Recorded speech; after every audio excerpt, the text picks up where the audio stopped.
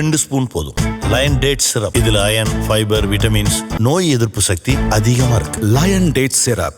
Wherever you go, whatever you do, throw a little at it. Omax, Vest and Briefs. India China இடையே பல ஆண்டுகளாக எல்லை பிரச்சனை நிலவி வருகிறது. லடாக், அருணாச்சல பிரதேசத்தின் எல்லையை ஒட்டிய பகுதிகளை சீனா சொந்தம் கொண்டாட முயற்சிப்பதே பிரச்சனைக்கு காரணம்.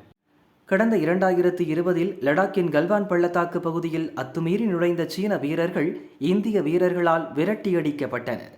இந்த மோதலால் 5 ஆண்டுகளாக இரு நாட்டு உறவில் விரிசல் விழுந்தது.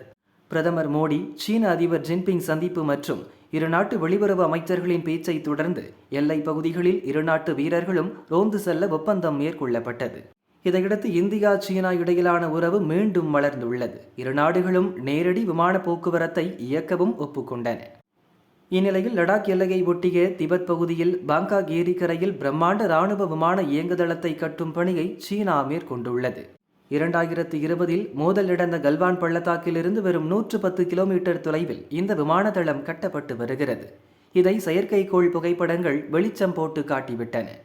அங்கு கட்டுப்பாட்டு மையம், வீரர்கள் முகாம், வெடிமருந்து சேமிப்பு கிடங்குகள் மற்றும் ரேடார் அமைப்புகள் என இராணுவத்துக்கு தேவையான அனைத்து அம்சங்களும் அடங்கிய அதிநவீன வசதிகளுடன் இந்த விமான தளம் கட்டப்பட்டு வருகிறது.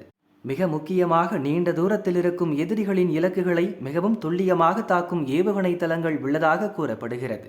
மேற்பரப்பு மூடிய நிலையில் இருக்கும் தளங்களிலிருந்து தேவைப்படும் போது ஏவுகணைகள் பாயும் வகையில் அந்த வளாகங்கள் அமைக்கப்பட்டுள்ளன.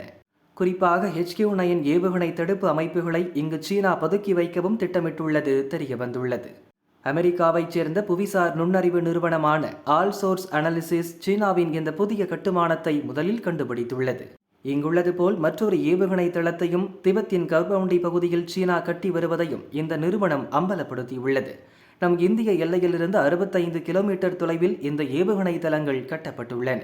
லடாக்கில் நம் அரசால் கட்டப்பட்ட நியோமா விமான நிலையத்துக்கு நேர் எதிரே இந்த ஏவுகணை தளங்கள் இருப்பதும் தெரிய வந்துள்ளது. அங்கும் பல ஏவுகணைகள் பதுக்கி வைக்கப்பட்டுள்ளதாக சொல்லப்படுகிறது. இரு மையங்களிலும் கட்டுமான பணிகள் முழு வீச்சில் நடந்து வரும் நிலையில் அவற்றை விரைவில் முடிக்க சீனா திட்டமிட்டுள்ளது. இதனால் இந்திய சீன எல்லை பகுதியில் மீண்டும் பதற்றம் தொற்றியுள்ளது.